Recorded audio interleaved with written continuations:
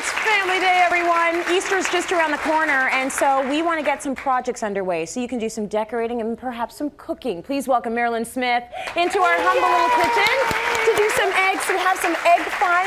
Yes, we are. You know? Now, this is just beautiful. I love when you come here. You always make the set so pretty and so beautiful. Oh, thank you. Well, you know, those are hard cooked as opposed to hard boiled eggs. Right. Because I'm a huge fan of eggs, especially the yolk, because you know they're Mother Nature's vitamin pill. So good for you. They are, and there's choline, which is an antioxidant B vitamin in the egg yolk that helps your memory. So if you're going to do it, you can do it for, actually it helps your, there's one called lutein that prevents adult blindness too. So you should eat your eggs all the time. Very important. And they're always local. Did you know that we only grow eggs, in Ontario that we would eat, and the people in BC eat their eggs, and people in Alberta. Yeah, so you're always eating a local egg, so you're always supporting your local farmer. Now, when I grew up, we hard cooked them. Actually, my mother boiled the living daylights out of them. Yeah. Don't boil an egg. Remember, it's put in the water, bring it to the boil, take it off the heat, 18 to 20 minutes, and then under cold water. Fixed me I did. on that one. So those are my hard cooked. But we're going to do something that they do here when I moved from BC. Yeah. They blow eggs here. So come on over. We're going to blow an egg. We're going to blow an egg. Yeah, it's really, really fun. And have you ever done this before? No, I've never done All right, we have an egg-blowing virgin. Okay, so get your little pin here. Is it the tip? This is, yeah, so the pointy part. Okay, so we're going to stick the pin in, and you have to do it really hard. So put it right in. A little, no, don't tap, because it only works if you're tapping from the inside. I'm a strong woman, so I don't know why.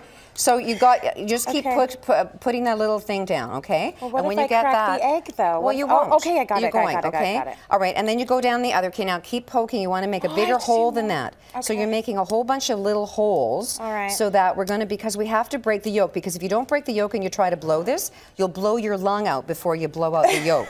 Okay, so now we're going to, have you done it? Here, I'll give you mine. Okay, no, I'm going to do it. Okay, so then I get a little competitive when we do these things now. I'm like, I'm going to do it myself. You can do it yourself. Myself, okay? And then when you've got both ends, you stick a stick like this in. Was I supposed to do both ends? Yeah. Okay, I'll wait for you. Just watch hers, okay? And then when you do that, okay. There we go. All right, now we're going to decorate them, but you know what? There's this, I'm a big fan of Breakfast Clubs of Canada, and if you decorate an egg online, it's called eggfactors.ca, they'll donate a dozen eggs to Breakfast Clubs of Canada, the egg farmers of Ontario will. Okay, when you did you break? Okay, then you put your lips together and you blow. I'm going to watch you. Isn't that the grossest thing you've ever seen? That was disgusting. Oh, and look, it's got lipstick. Ew! Okay, go for it. Here we go. Come on, you can do it. Big blow. Big blow. Big blow. Big blow. Good. You can do it. Oh! You're now I will never work on television again. No one's going to hire me after this. Look what I just did. Look at my egg. I know. Well, you got lipstick on too. Okay, so then we would put it right into some dye, okay? So give me your egg. Even with the lipstick? Even with the lipstick. Oh. And the trick with dye is you can just use regular food coloring, but you always have to put vinegar to set the dye. If you don't do it, then it's going to it won't even work. It won't stay. It's not going to stay in your egg. Because they float, you need to get a spoon, and you can get your kids to do this, like, like let's dunk the egg. Okay. Okay. And how long does that stay in there for? Oh, you know what? Depends on how intense you want the color. Okay. All right. Okay. So once they're dyed and dried, now we're going to make recipes with this, so don't throw it out. All right. Yeah. And then we're going to get, after they've all been dyed and dried, to get a pipe cleaner, because this is a kid project, and then you stick the pipe cleaner in the bottom, and you hope it gets out to the top, because if you didn't align it, okay, that's not working. But if it's aligned, yours will work, because you've got a way bigger. Where is it? You've got a bigger egg hole there than I do. I don't know. Anyway, whatever. Okay, take this one. Thanks. Take that one. Okay, that one. And then you're going to put a bead on the bottom, so you string the bead on the bottom. Are we making egg necklaces? No, we're going to do the egg tree. Oh, isn't it cute? You know what a great idea, an egg tree. Where do you come up with this stuff? Well, actually, I stole the idea off somebody. I went to their house and they had one, and I thought, well, how could we do it better? So anyway. It's a good way to come up with ideas, I say, stealing them. Her tree wasn't quite as pretty as this one. Anyway, and so then you then you just knot it in there. Got it. And then twirl it around.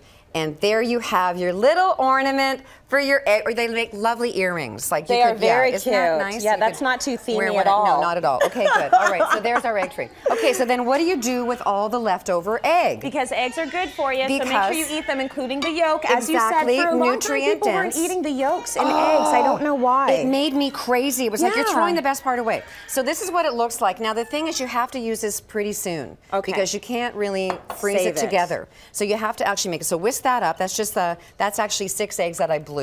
Okay, and that sounds so weird, doesn't it? Yeah, it does. Now throw that in there. This is we're making a frittata. You put in the frozen spinach? Yeah, and I put frozen spinach in, and you're going to drain it, and then you're going to saute it in a little bit of canola oil. Okay. And so this would wait, you kind of set it a bit, and then we're going to put the green onions. This is a I say this word wrong. Spanakopita. Spanakopita. Yeah? I tried to spell Spanakopita, and it wouldn't help me because I made that word up.